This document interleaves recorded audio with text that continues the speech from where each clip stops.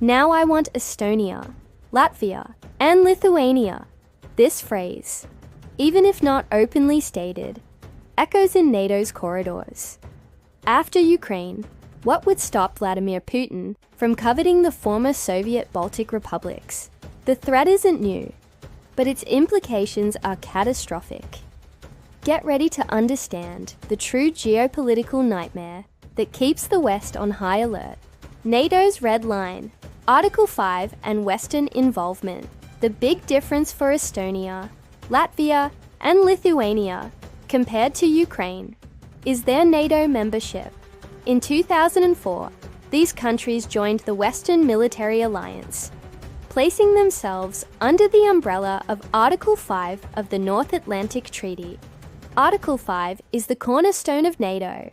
An armed attack against one member of the alliance is considered an attack against all members. This means that if Russia were to move forces against any of the Baltic countries, it would theoretically trigger the military response of all NATO powers, including the United States, United Kingdom, Germany, and France. It would no longer be a regional conflict, but a much larger scale war, with the real risk of nuclear escalation. This guarantee of mutual defense has been the main deterrent against direct Russian aggression. Putin's geopolitical logic. Why the Baltics? Despite Article 5, concern persists because the Baltic countries hold strategic importance for Russia. Baltic Sea access. Russia has limited access to ice-free ports year-round. The Gulf of Finland and the Baltic Sea are vital for its fleet and trade. Estonia, Latvia, and Lithuania control much of the southern Baltic coastline, and control of these nations could expand Russian access to the sea. Kaliningrad. The Russian exclave of Kaliningrad is sandwiched between Lithuania and Poland. Ensuring a land corridor to Kaliningrad, or the security of its logistics, is a Russian concern. An offensive in the Baltics could, in theory, link Kaliningrad to the rest of Russia. Buffer zone. From Moscow's perspective, having NATO nations so close to its borders is a threat. Russia has historically sought buffer zones to protect its territory. The Baltic countries, once part of that zone, are now NATO's front line. Post-Soviet humiliation, Putin views the collapse of the Soviet Union as the greatest geopolitical catastrophe of the 20th century. The Baltics' accession to NATO and the EU is, for him, a symbol of that humiliation. These geopolitical and historical reasons fuel the fear that Putin, in his quest to restore Russian power, might consider the Baltics a target.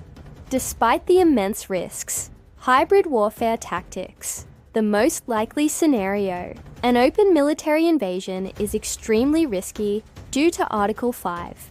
Therefore, Russia is more likely to employ hybrid warfare tactics, which make it difficult to identify a direct attack and clearly invoke Article 5.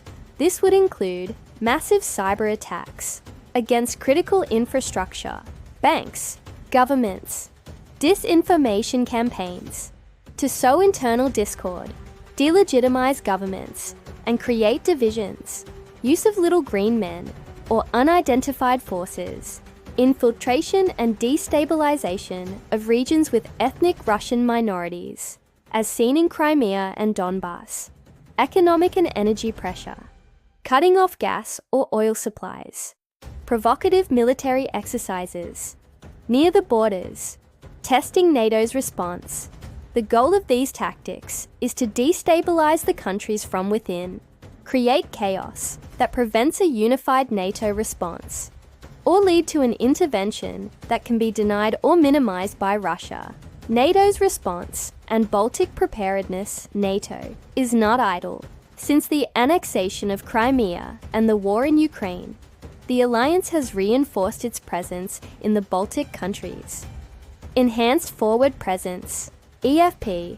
4 multinational battle groups have been established in Estonia, Latvia, Lithuania, and Poland, led by the UK, Canada, Germany, and the US, respectively.